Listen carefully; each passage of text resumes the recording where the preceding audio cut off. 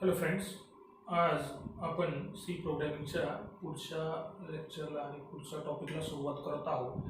तर मागच्या लेक्चरमध्ये आपण जे सीचं बेसिक बघितलं की सी कोणी डेव्हलप केली, सीचं बेसिक स्ट्रक्चर होतं, प्रोग्रामचं जे स्ट्रक्चर असतं ते बघितलं की ते कशा कशा पद्धतीने असतं आणि why C is so much important in programming career ते सुद्धा आपण काय बघितलं ते बघितलं.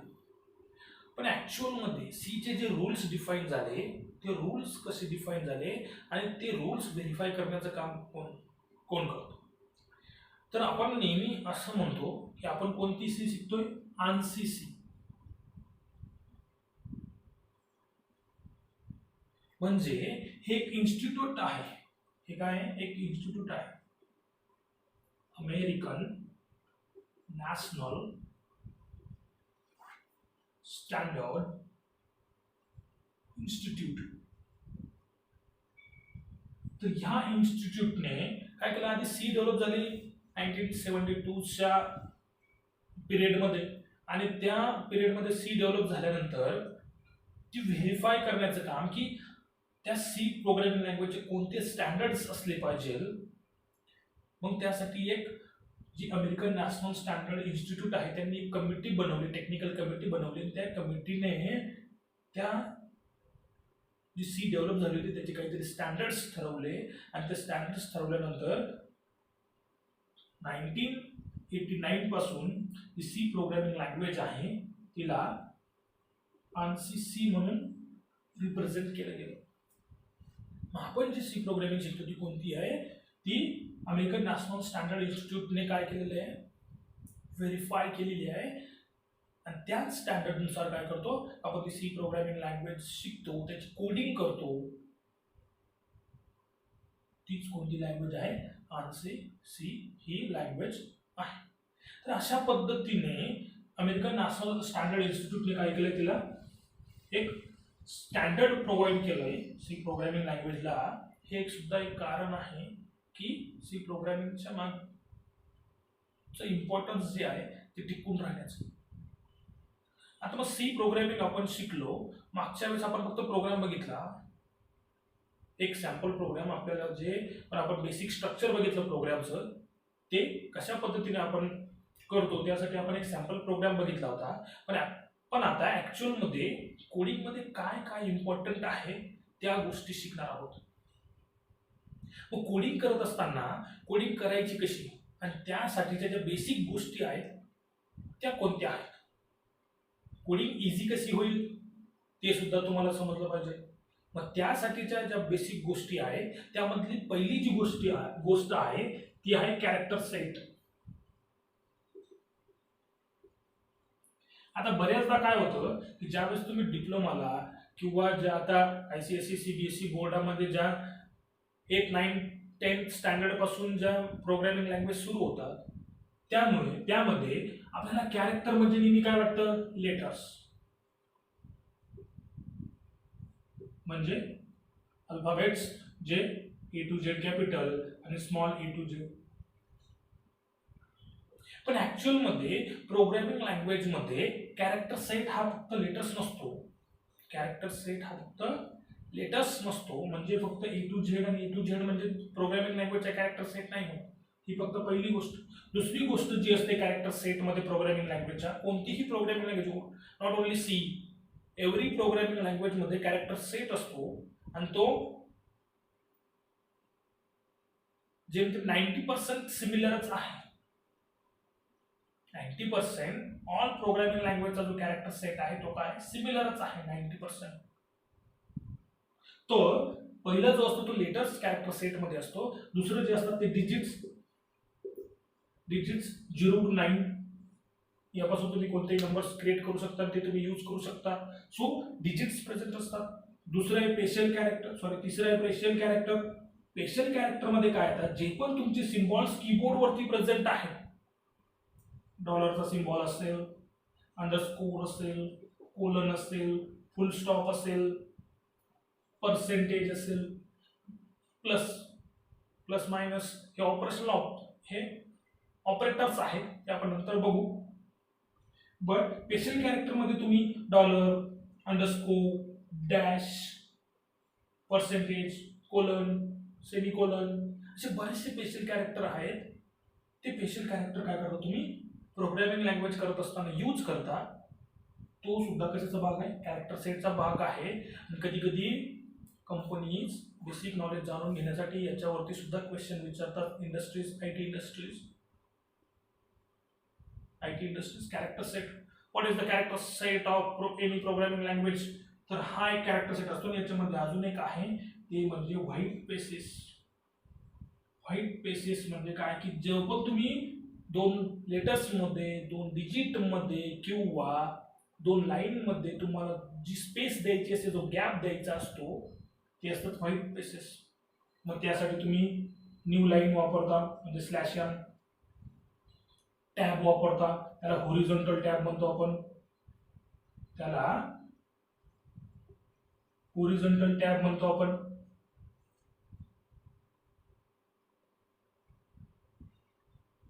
स्लॅश टी, त्याला स्लॅश टी आपण वापरतो.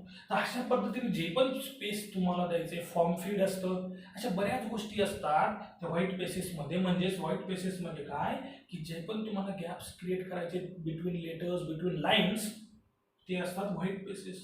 तर ते सुद्धा कशात येतं, character set of programming language. Character set of programming language म्हणजे काय, लेटर्स येतात अप्पर केस, लोअर केस, डिजिट्स येतात 0 to 9, त्यांच्यापासून तुम्ही कोणतेही नंबर तयार करा. स्पेशल कॅरेक्टर्स येतात dollar, underscore, dash, comma, colon, semicolon, सर्वच, पर्सेंटेज. व्हाईट स्पेसेस येतात slash N, slash T, slash A. हे सर्व जे असतं हे कशामध्ये प्रेझेंट असतं, कॅरेक्टर सेटमध्ये प्रेझेंट असतं. आणि प्रत्येक प्रोग्रामिंग लँग्वेजला एक कॅरेक्टर सेट असतो. तोच तुम्हाला यूज करायचा असतो, त्याच्या बाहेर सुद्धा जायचं नसतं. आणि हे सर्व स्टँडर्ड्स अमेरिकन नॅशनल स्टँडर्ड इन्स्टिट्यूटने ठरवून दिलेले आहेत. म्हणून आपण जी सी प्रोग्रामिंग शिकतो ती काय आहे, ANSI सी प्रोग्रामिंग आहे. ANSI सी प्रोग्रामिंग आहे. तर हा झाला तुमचा पहिला पार्ट बेसिकचा की सी प्रोग्रामिंग मध्ये महत्वाचं काय आहे. सी प्रोग्रामिंग मध्ये महत्वाचं काय आहे. दुसरा पार्ट आहे सी टोकन्स. म्हणजे सी प्रोग्रामिंग मध्ये टोकन्स तुम्ही वापरणार आहात. आता टोकन्स म्हणजे काय की जे पण letters, digits, special characters, white spaces जे पण तुम्ही प्रोग्रामिंग लँग्वेज मध्ये यूज करता त्या सर्व गोष्टींना काय म्हणतो, टोकन्स. कॉन्स्टंट्स, व्हेरिएबल्स, कीवर्ड्स जे पण असेल ते सर्व काय झाले, टोकन्स झाले. मग असे किती टोकन्स आहेत, असे किती टोकन्स आहेत. तर पहिलं जे टोकन असतं ते आहे कीवर्ड. कीवर्ड म्हणजे काय ते पण बघू आपण. पहिलं जे टोकन आहे ते काय आहे, कीवर्ड आहे, ते पण बघू आपण. दुसरं आहे कॉन्स्टंट. कॉन्स्टंट्स आपल्याला बघायचे, काय बघायचे, कॉन्स्टंट्स बघायचे. आयडेंटिफायर्स आहेत, तेही आपल्याला बघायचे, आयडेंटिफायर्स. स्ट्रिंग आहे, स्ट्रिंग सुद्धा आपल्याला काय करायचे, बघायचे आहे. स्ट्रिंग सुद्धा बघायचे आहे. ऑपरेटर आहेत, ऑपरेटर्स सुद्धा आहेत ऑपरेशन करण्यासाठी. Plus, minus, multiplication, division, modulo division, addition, subtraction, multiplication, division, modulo division, relational operators, arithmetic operators, comparison of comparative operators, conditional operators, असे खूप सारे बिटवाइज ऑपरेटर्स, असे खूप सारे लॉजिकल ऑपरेटर्स, असे काय आहेत, खूप सारे ऑपरेटर्स आहेत. आणि अजून एक आहे ते आहे स्पेशल कॅरेक्टर. जे पण स्पेशल कॅरेक्टर्स तुम्ही काय करता, प्रोग्रामिंग लँग्वेज मध्ये यूज करता, हे सर्व मिळून काय तयार होतं, टोकन्स. प्रत्येक लँग्वेजचे थोडेफार टोकन्स वेगवेगळे असतात, बरेचसे सेमच असतात. थोडंफार नवीन लँग्वेज आली म्हणजे थोडंफार नवीन काहीतरी ऍडिशन होणारच आहे, ती ऍडिशन होतेच. या लँग्वेज सी लँग्वेजमध्ये काही गोष्टी आपण यूज करू शकत नाही त्या सी प्लस प्लसमध्ये यूज करतो. ज्या सी प्लस प्लसमध्ये नवीन डेव्हलपमेंट जावा आली, जावामध्ये जे सी प्लस प्लसमध्ये करू शकत नव्हतं ते सी जावामध्ये करतो. असं काहीतरी नवीन इन्व्हेन्शन होणारच आहे. हे जे टोकन बघतो आपण सीचे बघतो, keywords, constant, identifier, string, operator, special character, हे सर्व काय टोकन्स आहेत. म्हणजे प्रोग्रामिंग लँग्वेजमध्ये प्रोग्राम करत असताना ज्या ज्या गोष्टी तुम्ही यूज करता त्या सर्व गोष्टी म्हणजे काय टोकन्स. व्हाईट पेसेस सोडून जे पण तुम्ही टाईप करता, व्हाईट पेस तुम्ही फक्त स्पेस गॅप देता, तो गॅप सोडून जे पण तुम्ही प्रोग्रामिंग लँग्वेजमध्ये करता यूज करता ते काय आहे टोकन्स. ते काय आहेत टोकन्स. मग त्या टोकन्स मधला जो पहिला जो भाग आहे तो आहे कीवर्ड्स.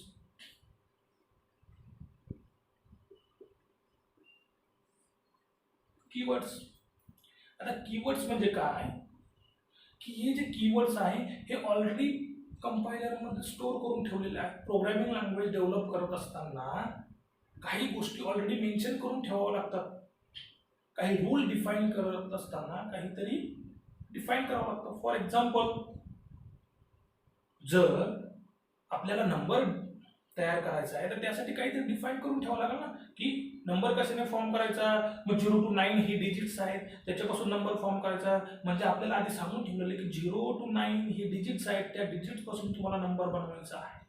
त्याच पद्धतीने ज्यावेळेस प्रोग्रामिंग लँग्वेजची गोष्ट येते त्या लँग्वेजमध्ये ऑलरेडी काहीतरी वर्ड्स जे असतात ते डिफाईन करून ठेवलेले असतात, बिल्ट इन करून ठेवलेले असतात. ते जे वर्ड्स असतात ते काय आहे कीवर्ड्स आहेत.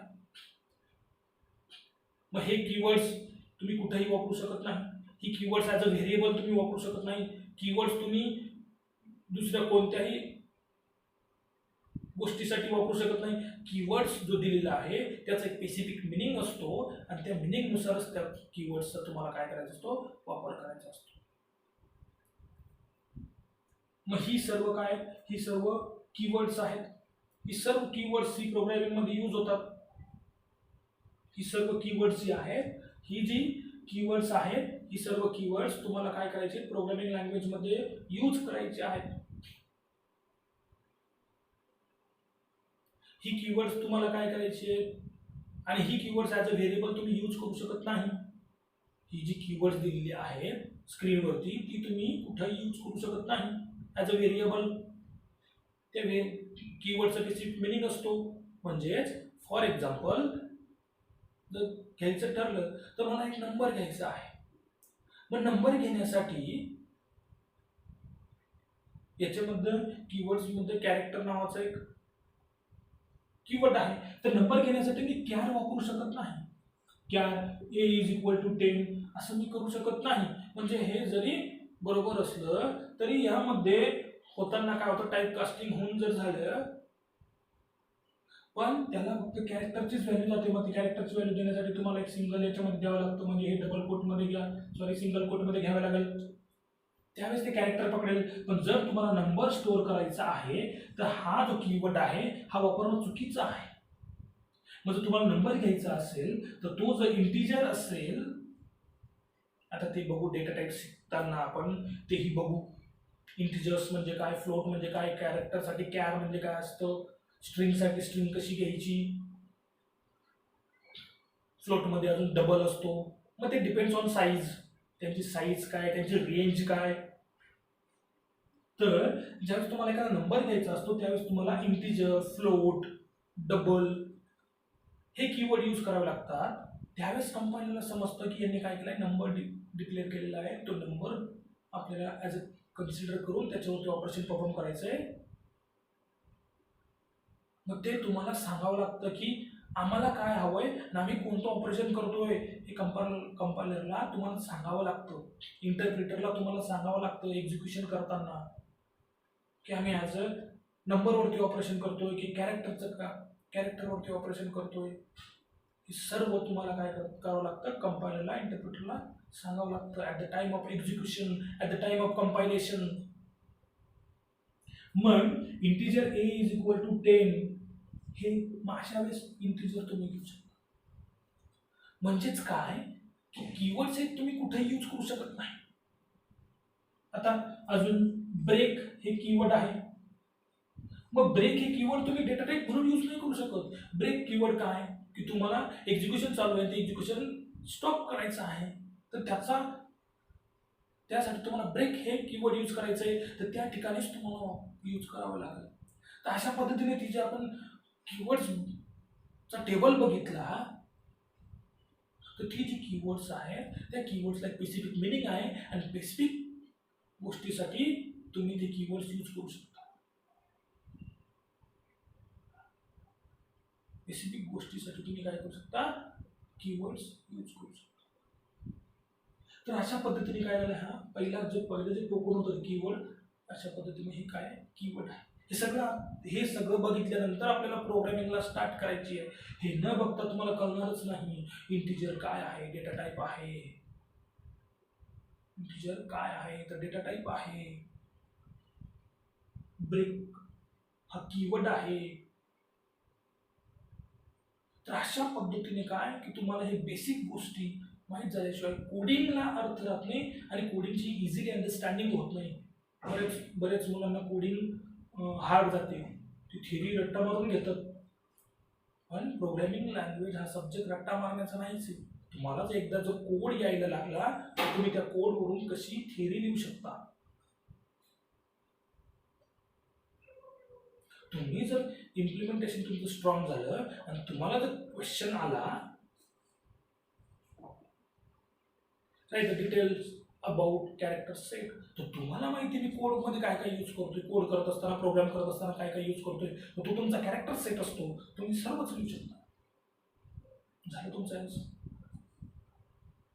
म्हणजेच तुम्ही कोडिंगवरून थिअरी लिहू शकता. पण कोडिंग करत असताना ज्या थिअरॉटिकल गोष्टी आहेत त्या सुद्धा समजून घेणं महत्वाचं आहे. सो हे झालं कीवर्ड्स. दुसरं आहे आयडेंटिफायर्स. तर हे जे आयडेंटिफायर्स आहेत, तुम्ही जे पण प्रोग्रामिंग लँग्वेजमध्ये यूज करतात, तर आयडेंटिफायर्स म्हणजे कोणत्या गोष्टीला कसं नाव द्यायचं, म्हणजे फॉर एक्झाम्पल मला जर व्हेरिएबल क्रिएट करायचं आहे, कॉन्स्टंट क्रिएट करायचं आहे, ते कॉन्स्टंट क्रिएट करण्याचे पण काही रूल्स असतात. कॉन्स्टंट क्रिएट करण्याचे पण काय असतात, काही रूल्स असतात. ते म्हणजे आयडेंटिफायर्स. आयडेंटिफायर म्हणजे एखादी गोष्ट जी तुम्ही यूज करताय ती आयडेंटिफाय करा. मग ती आयडेंटिफाय करण्याचे पण काय असतात, रूल्स असतात. आता आयडेंटिफायरची जी लेंथ असते ती तुम्ही किती मोठी लेंथ घेतली, त्याच्यामध्ये 1000 जरी लेटर्स असले, डिजिट्स असले, पण तरी आयडेंटिफायर्स जी लेंथ असते ती प्रोग्रामिंगमध्ये म्हणजे सी प्रोग्राम करत असताना 31 लेटर्स पर्यंतच काय करते, 31 कॅरेक्टर पर्यंत सिग्निफिकंट पकडला जातो. त्याच्या पुढची जी लेंथ असते ती इग्नोर केली जाते. त्याच्या पुढे जे असतं ते इग्नोर केलं जातं. फक्त 31 कॅरेक्टर्स, फर्स्ट 31 कॅरेक्टर्स सिग्निफिकंट असतात. फर्स्ट 31 कॅरेक्टर्स सिग्निफिकंट असतात आयडेंटिफायरमध्ये. पुढचे कंपायलर बघतही नाही. पहिले 31 कॅरेक्टर्स.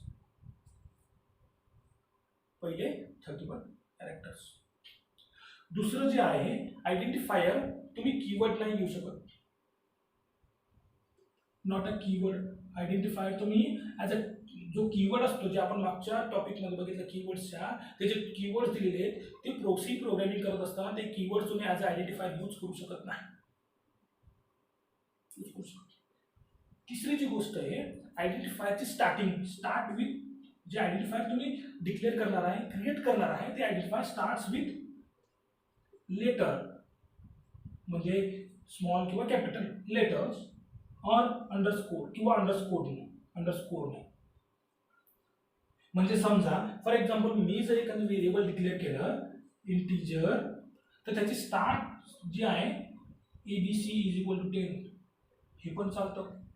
मी असं पण करू शकतो इंटिजर _A = 10, हे पण चालतं. पण जर मी अंडरस्कोर आणि लेटर्सच्या ऐवजी दुसऱ्याने सुरुवात केली, म्हणजे इंटिजर 5A = 10, तर हे चालणार नाही. का याची सुरुवात कशाने झाली, डिजिटने झालेली आहे, तर हे चालणार नाही. किंवा स्पेशल सिम्बॉल्स वापरले तर ते चालणार नाही. तुम्ही फक्त स्पेशल सिम्बॉल कोणता फक्त अंडरस्कोरच वापरू शकता, दुसरा वापरू शकत नाही, दुसरा यूज करू शकत नाही. म्हणजेच तुम्ही प्रोग्रामिंग लँग्वेजमध्ये जी पण गोष्ट डिफाईन करणार आहात, डिक्लेअर करणार आहात, आयडेंटिफाय करणार आहात, म्हणून त्याला आयडेंटिफायर्स म्हणतो. तर ते आयडेंटिफायर्स किती मोठा क्रिएट केला तरी 31 कॅरेक्टर्स पर्यंत सिग्निफिकंट असतात. ते कीवर्ड्स नसायला पाहिजे आणि त्यांचं जे स्टार्ट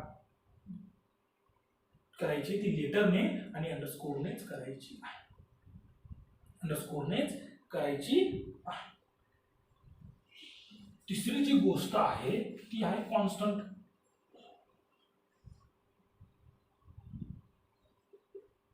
तर कॉन्स्टंट्स मध्ये खूप सारे कॉन्स्टंट्स आपण बघतो, खूप सारे, म्हणजे त्याला आपण दोन टाईप आहेत कॉन्स्टंट्सचे, न्यूमेरिक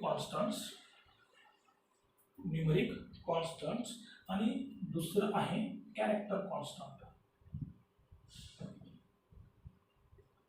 कॅरेक्टर कॉन्स्टंट्स न्यूमेरिक म्हणजे जे पण नंबर्स तुम्हाला यूज करायचे आहेत, कॅरेक्टर जे पण तुम्हाला अल्फाबेट्स वगैरे स्ट्रिंग यूज करायचे आहेत त्यासाठी कॅरेक्टर कॉन्स्टंट, आणि न्यूमेरिक म्हणजे जे पण नंबर्स तुम्हाला डिजिट्स यूज करायचे आहेत ते काय न्यूमेरिक कॉन्स्टंट. न्यूमेरिक कॉन्स्टंट मध्ये एक येतो इंटिजर्स. आता तुम्ही हे जे इंटिजर्स आहेत ना, इंटिजर्स आणि इतर रिअल, हे जे इंटिजर्स आहेत ना, इंटिजर्स तुम्ही 5वी पासून शिकता. इंटिजर्स मध्ये काय येतो, 0 येतात, पॉझिटिव्ह नंबर आणि निगेटिव्ह नंबर, पॉझिटिव्ह नंबर आणि negative number, 0 positive number negative number. मग याची एक रेंज असते, ती ही डेटा टाईप शिकताना बघू. रिअल कॉन्स्टंट मध्ये एक फ्लोट असतो आणि डबल असतो, ते पण बघू. रिअल म्हणजे काय की decimal point value, decimal point value म्हणजे जे पण फ्रॅक्शन मध्ये असतात ते रिअल मध्ये. इंटिजर मध्ये फ्रॅक्शन्स वगैरे घेत नाही आपण. रिअल फ्रॅक्शन्स म्हणजे पॉइंट मध्ये जे आपण व्हॅल्यूज असतील त्या व्हॅल्यूज यूज करताना आपण रिअल कॉन्स्टंट वापरतो, आणि जर डायरेक्ट व्हॅल्यूज असतील तर त्या इंटिजर्स मध्ये काय करतो, इंटिजर्स मध्ये घेतो. कॅरेक्टर मध्ये सुद्धा सिंगल कॅरेक्टर आणि स्ट्रिंग, सिंगल कॅरेक्टर आणि string, single character constant, string character constant, string constant. तर हे आपण जे आहे हे कॉन्स्टंट जे आहे, आणि सगळ्यात महत्त्वाचं कॉन्स्टंट म्हणजे काय की व्हॅल्यू काय असते, फिक्स व्हॅल्यू. फिक्स व्हॅल्यू म्हणजेच फिक्स व्हॅल्यू म्हणजे काय, याचा अर्थ काय होतं की at the time of execution of प्रोग्रामचं एक्झिक्युशन करत असताना तुम्ही जो ही कॉन्स्टंट डिक्लेअर केला असेल त्याची जी व्हॅल्यू आहे त्याची व्हॅल्यू तुम्ही बदलू शकत नाही. तुम्हाला जे पण करायचं आहे ते कोडिंगच्या आधीच करायचं, कोडिंगमध्येच करायचं. कोडिंगमध्ये तुम्ही जी पण व्हॅल्यू दिली आणि त्याच्यानंतर तुम्ही प्रोग्रामचं एक्झिक्युशन करत असाल तर एक्झिक्युशन करत असताना त्याची व्हॅल्यू तुम्ही चेंज करू शकत नाही, त्याला म्हणतो कॉन्स्टंट. आणि याच्याच उलट व्हेरिएबल आहे, व्हेरिएबल म्हणजे त्याची व्हॅल्यू तुम्ही चेंज करू शकतात. म्हणजे ज्यावेळेस तुम्ही प्रोग्रामचं एक्झिक्युशन करतात त्यावेळेस at the time of execution we change the value of variable. आणि कॉन्स्टंट म्हणजे काय, at the time of execution we can not change the value of constants. तर अशा पद्धतीने हे कॉन्स्टंट आहे. हे जे कॉन्स्टंट आहेत याचे डेटा टाइप्स दिलेले आहेत, त्या डेटा टाइप्सनुसार आपल्याला ते पुढे शिकायचं आहे. त्याची रेंज काय आहे, प्रत्येक डेटा टाइपची साईज काय आहे, प्रत्येक डेटा टाइप कुठं यूज होतो, कसा यूज होतो, ते सर्व बारीक बारीक गोष्टी आपल्याला प्रोग्रामिंग मध्ये बघायचं आहे. प्रोग्रामिंग हे खूप बारीकाईने ऑब्झर्वेशन करावं लागतं, एकदम बारीक पद्धतीने. त्यावेळेस तुम्ही गुड प्रोग्रामर होता, त्यावेळेस कंपनी तुमच्यामध्ये इंटरेस्ट दाखवते. लक्षात ठेवा, तुम्ही कॉम्प्युटर IT ब्रांच घेतली आणि तुम्हाला जर कोडिंग झाले नाही तर तुमचा कम्प्युटर IT इंजिनियर होऊन काहीच उपयोग नाही. कोडिंग आली नाही मग तुम्हाला एकतर काय काय करावं लागतं. मग तुम्ही हार्डवेअरमध्ये जाल, hardware and maintenance, network administration त्याच्यामध्ये जाणार. त्याच्यामध्ये जर कोडिंग येत नसेल तर त्याच्यात करिअर करायचं. आणि ते सगळंच येत नसेल तर मग काहीतरी बिझनेस बघायचा. कोडिंग येत असेल खूपच चांगली तर स्वतःची इंडस्ट्री स्थापन करायची, स्वतःचे प्रोजेक्ट्स बनवायचे, स्वतः डेव्हलप करायचं, सगळं स्वतःच. तेही तुम्ही करू शकता. पण जर तुम्हाला जॉब हवा असेल IT इंडस्ट्रीमध्ये, IT इंडस्ट्री कोडिंग बेस आहे. कोडिंग बेस आहे तर तुम्हाला कोडिंग आलंच पाहिजे. कोडिंग आलं पाहिजे तर तुम्हाला बेसिक शिकलंच पाहिजे.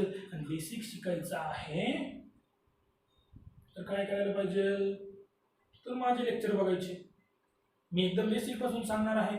डिप्लोमा, डिग्री पास आउट झालेले, ज्यांना कोडिंग येत नाही, ज्यांना कोडिंग शिकायची आहे, ज्यांना कोडिंगचं झिरो नॉलेज आहे, त्यांनी माझे व्हिडिओज बघायला सुरुवात करा. माझे डेली व्हिडिओज येणार आहेत. सी प्रोग्रॅमिंग, C++, जावा, पायथॉन येणार व्हिडिओ. बघत राहा. बघा, घरी लॅपटॉप असेल, PC असेल त्याच्यावरती कोडिंग करून बघा, शिका. पुस्तक उघडा. पुस्तकामध्ये थेरॉटिकल पार्ट बराच दिलेला आहे. म्हणून मी जास्तीत जास्त कोडिंगवरती फोकस करणार आहे. म्हणून मी जास्तीत जास्त कोडिंगच्याच गोष्टी शिकवणार आहे. म्हणून हे कोडिंगचं बेसिक आहे. याच्यानंतर एकदा चालू झालं की कोडिंग ओरिएंटेड, सर्व प्रोग्राम ओरिएंटेड. हा प्रोग्राम कसा करायचा, तो प्रोग्राम कसा करायचा, याचं लॉजिक कसं लावायचं, त्याचं लॉजिक कसं लावायचं लक्षात ठेवा. कोडिंगमध्ये, प्रोग्रॅमिंगमध्ये फक्त लॉजिकच महत्त्वाचं असतं. एकदा लॉजिक आलं की कोड करता येतो. लॉजिक डेव्हलप करण्यासाठी छोट्यापासून सुरुवात करावी लागते. छोटे छोटे कोड करत करत करत करत मोठे कोड करत जायचं. मग प्रोजेक्ट बनवायचे. प्रोजेक्ट आजकाल तर प्रोजेक्ट विकण्याचा धंदाच सुरू झाला आहे. तुम्ही कोडिंगकडे लक्ष देत नाही म्हणून डिप्लोमाचे, डिग्रीचे सर्व प्रोजेक्ट्स काय करायचे, बाहेरून विकत घ्यायचे, बाहेरून बनवून घ्यायचे. त्यांनी तो एक धंदा मांडला आहे. तुम्ही त्या धंद्यात पडता. मग कॉस्ट असते 5-10 हजार रुपये. बाहेर भरायचे 40-50 हजार रुपये. बाहेर भरायचे 40-50 हजार रुपये. मग तो प्रोजेक्ट विकत घ्यायचा. तो प्रोजेक्ट विकत घेऊन तो कॉलेजमध्ये सबमिट करायचा. तुमचं नॉलेज झिरो. बनवणाऱ्याचा पैसा, तुमचा वाया गेला पैसा. त्यामुळे काय करायचं की स्वतः कोडिंग शिका आणि स्वतः प्रोजेक्ट डेव्हलप करा. स्वतः कोडिंग शिकायची, स्वतः प्रोग्राम शिकायचे, स्वतः डेव्हलप करायचं. म्हणून हा जो सेकंड पार्ट आहे हा जो कॉन्स्टंट डिक्लेरेशनचा आहे. हा जो आहे ज्यावेळेस आपण डेटा टाईप बघू त्यामध्ये प्रत्येक डेटा टाईपची साईज असते, प्रत्येक डेटा टाईपची रेंज असते, प्रत्येक डेटा टाईप कुठेतरी स्पेसिफिक ठिकाणी यूज करायचा असतो. तेही आपल्याला बघायचं आहे. तर तिसरी गोष्ट, पहिलं काय बघितलं, कीवर्ड बघितलं. टोकन्स बघतोय आपण. टोकन्स मधलं पहिलं काय बघितलं, कीवर्ड बघितलं. दुसरं काय बघितलं, आयडेंटिफायर बघितलं. आणि तिसरं काय बघितलं, कॉन्स्टंट बघतोय. आता चौथं काय बघायचं मग. टोकन्समध्ये काय बघतो आपण, काय होतं चौथं, ऑपरेटर्स. ऑपरेटर्समध्ये खूप सारे ऑपरेटर्स आहेत. पहिलं आहे अरिथमॅटिक ऑपरेटर.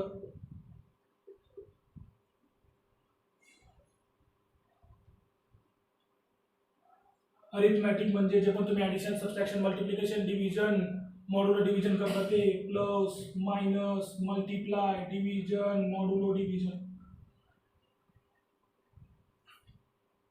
दुसरं लॉजिकल ऑपरेटर. तर लॉजिकल ऑपरेटरमध्ये काय येतं, लॉजिकल ऑपरेटरमध्ये लॉजिकल अँड, लॉजिकल ऑर आणि लॉजिकल नॉट. तिसरं रिलेशनल ऑपरेटर. हे सर्व ऑपरेटरसाठी एक स्पेशल लेक्चर जाईल आपलं. 1-2 लेक्चर जातील, 1 नाही 2. Relational operator. रिलेशनल म्हणजे काय, की ज्या आपण दोन गोष्टी असतील त्यांच्यामध्ये रिलेशन कंपॅरिझन करायचं. मग less than equal to, greater than equal to, not equal to, equal to, हे रिलेशनल ऑपरेटर. चौथा आहे कंडिशनल ऑपरेटर.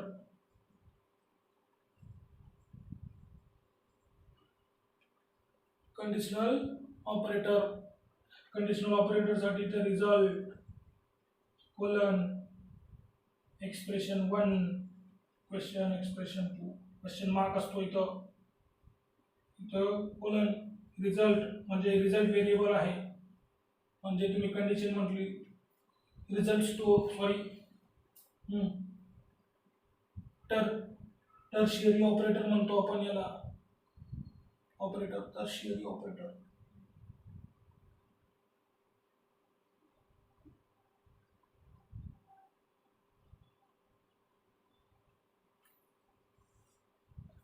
नंतर फिफ्थ बिटवाइज ऑपरेटर.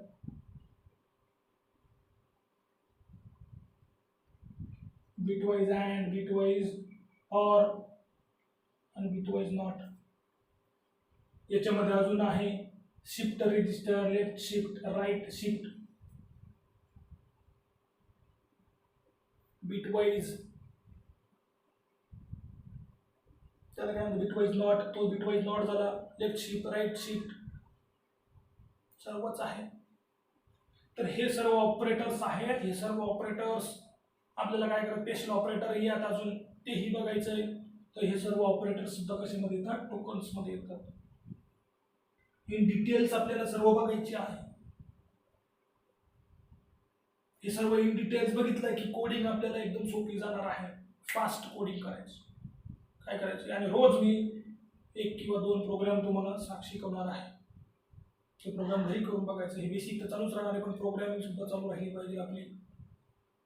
ते सुद्धा तुम्ही कोड करून बघायचं. एकदम बेसिक पासून प्रोग्राम येणार आहे. आज जमलं तर ॲडिशन सबस्ट्रॅक्शन प्रोग्राम घेऊ.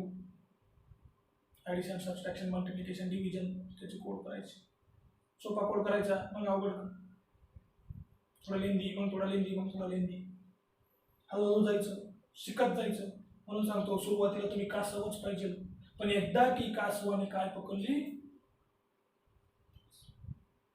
कासव एकदम ट्रेन झाला की त्याचं सशामध्ये रूपांतर करायचं आणि मग पळायचं, मग शर्यत जिंकायची. संयम तुमचा कासवासारखा पाहिजे, पण मेहनत तुमची सशासारखीच पाहिजे. म्हणून स्वामी विवेकानंद काय सांगतात, उठा, जागे व्हा आणि लढा. आणि तोपर्यंत थांबू नका जोपर्यंत तुम्ही यशस्वी होत नाही. स्वामी विवेकानंद. संयम ठेवायचा स्वतःवर. सगळ्यात महत्वाचा आहे विश्वास स्वतःवरती पाहिजे की मी हे करू शकतो, मला हे जमेल, मी हे करणारच. तो सर्वच करू शकतो. तुम्हाला फक्त गायडन्सची गरज आहे. माझे व्हिडिओ लेक्चर बघा, सर्वच सोपं होईल. मी म्हणून सांगतो एज्युकेशन मध्ये सिरियसनेस आलं पाहिजे. जे काही गव्हर्नमेंट पॉलिसीनुसार आणि ह्या कोरोनामुळे काय झालंय, पूर्णपणे नाहीसं झालंय. विद्यार्थ्यांना एज्युकेशन मध्ये सिरियसनेस वाटतच नाही. होतोय पास, होऊ दे पास. ढकल गाडी चालू आहे, ढकल गाडी. पण तुम्हाला हे कळत नाही की तुमचं जे रेल्वे आहे ती अशी रेल्वे आहे की तुम्हाला तुमचा ट्रॅक एकदम चांगला आहे, तुमचं इंजिन एकदम चांगलं आहे, तुमचे डबे सगळे चांगले आहेत.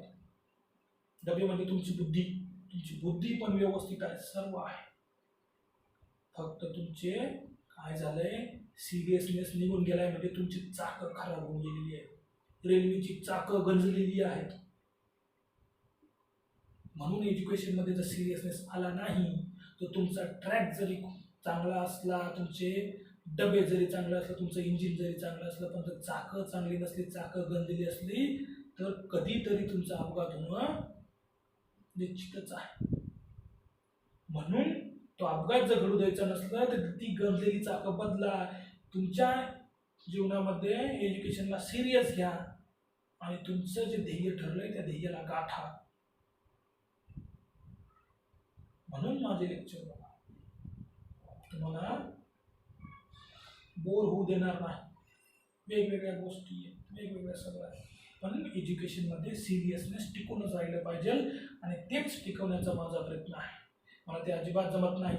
जय महाकाली, आओ जोड़ो, मेरे चैनल को सब्सक्राइब करो, ये करो वो करो, इसको वो लाओ उसको लाओ, सब लेक्चर देखने आओ, ये करो वो करो.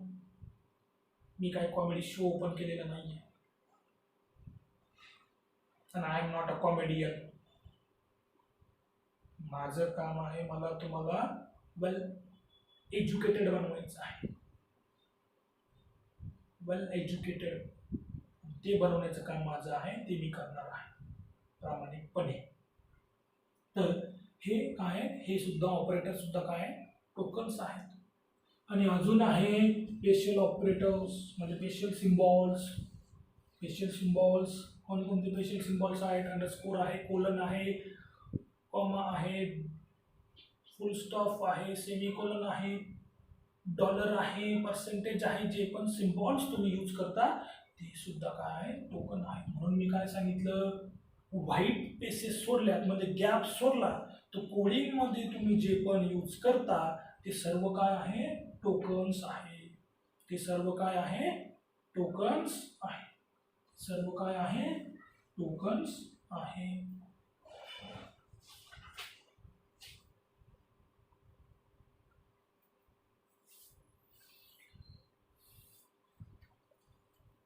पुढचा एक भाग आहे टोकन्स मधला, म्हणजे तो एक आयडेंटिफायर आपण कन्सिडर करू शकतो आणि खूप महत्त्वाचा भाग आहे. जसं आपण कॉन्स्टंट बघितलं त्याच पद्धतीने भाग आहे व्हेरिएबल. डेटा टाईप वगैरे आपण डेटा टाईप जे आहे ते नेक्स्ट लेक्चरला बघूया. डेटा टाईप थोडा लेंदी टॉपिक आहे. आता व्हेरिएबल्स म्हणजे काय की मी कॉन्स्टंट शिकवताना सांगितलं की व्हेरिएबल काय की व्हॅल्यू काय करू शकतो तुम्ही चेंज करू शकता. Change the value of variable at the time of execution. एक्झिक्युशनच्या वेळेस तुम्ही व्हॅल्यू चेंज करू शकता. त्याला काय म्हणतो व्हेरिएबल. त्याला काय म्हणतो व्हेरिएबल. एक्झिक्युशनच्या वेळेस काय करू शकता तुम्ही व्हॅल्यू चेंज करू शकता. मग ती व्हॅल्यू कशी चेंज करायची त्यासाठी पण सी प्रोग्रॅमिंगमध्ये दोन फंक्शन आहेत, प्रिंटएफ फंक्शन, स्कॅनएफ फंक्शन. अजून आहे पुटकॅर, गेटकॅर, खूप आहे, पुटेस, गेटेस, असे खूप आहेत. त्याचा पण यूज कसा करायचा ते स्ट्रिंग हा एक स्पेशल चॅप्टर असेल त्याच्यामध्ये बघू. पण व्हेरिएबल म्हणजे काय की याची जी व्हॅल्यू आहे तुम्ही at the time of execution change करू शकता. आणि कॉन्स्टंट म्हणजे काय की तुम्ही ॲट द टाइम ऑफ एक्झिक्युशनला त्याची व्हॅल्यू चेंज करू शकत नाही. मग ते कसं करू शकत नाही ते आपण नेक्स्ट लेक्चरमध्ये बघणार आहे, ज्यावेळेस आपण डेटा टाईप आणि या व्हेरिएबल रिलेटेड कोड बघू. त्यावेळेस काय करू आपण सर्व बघू. प्रिंटएफ स्कॅनएफ फंक्शन बघू. त्यावेळेस आपण काय करायचं आहे ते सर्व बघायचं आहे. मी फक्त व्हेरिएबलची डेफिनेशन सांगितली की याची व्हॅल्यू तुम्ही काय करू शकता at the time of execution change करू शकता. मग कसं काय ते आपण बघू. तर आज एक मी कोड घेतो. कोड कसा आहे डॉक्युमेंटेशन सेक्शन. कोड कशावरती करतोय मी ॲडिशन ऑफ टू नंबर्स.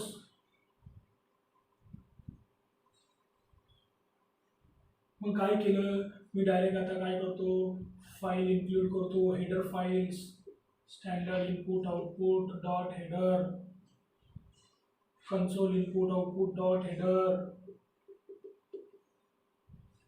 हे कन्सोल इनपुट आउटपुट काय, की जी पण तुमची आउटपुट स्क्रीन असते, डिस्प्ले असतो तो, त्याच्यावरती ते कसं सेट करायचं असतात, कसे कॅरेक्टर घ्यायचे असतात, त्यासाठी तुम्ही कन्सोल इनपुट आउटपुट वापरतात. बाकीची जी फंक्शन आहेत जे पण तुम्हाला यूज करायचे ते स्टँडर्ड इनपुट आउटपुटमध्येच आहे. मग त्याच्यानंतर मी हे फंक्शन जे आहे ते वाईड घेतो, म्हणजे माझ्या हे जे फंक्शन आहे या फंक्शनला कोणती व्हॅल्यू रिटर्न करायची नाही. जर तुम्हाला व्हॅल्यू रिटर्न करायची नसेल तर तुम्ही काय घेता, वाईड घेता. वाईड म्हणजे नल, म्हणजे काहीच रिटर्न करत नाही. जर तुम्ही या वाईडच्या ऐवजी इंटिजर घेतलं तर ह्या फंक्शनला इंटिजर व्हॅल्यू रिटर्न करावी लागते. तर मी 2 व्हेरिएबल घेतो. मी आता सध्या कंपाईल टाइम व्हेरिएबल घेतो, हे घेतलं.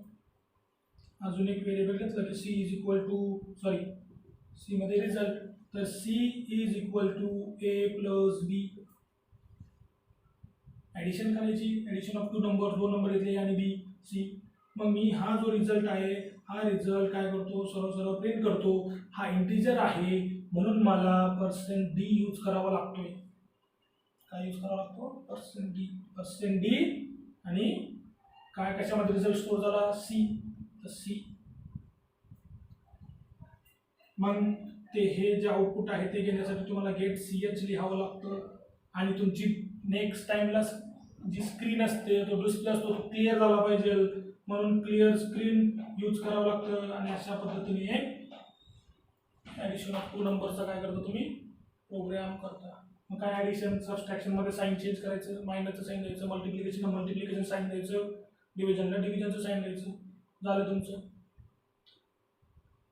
आता युजर डिफाईन कसं घ्यायचं त्यासाठी आपल्याला स्कॅनएफ शिकावं लागणार आहे.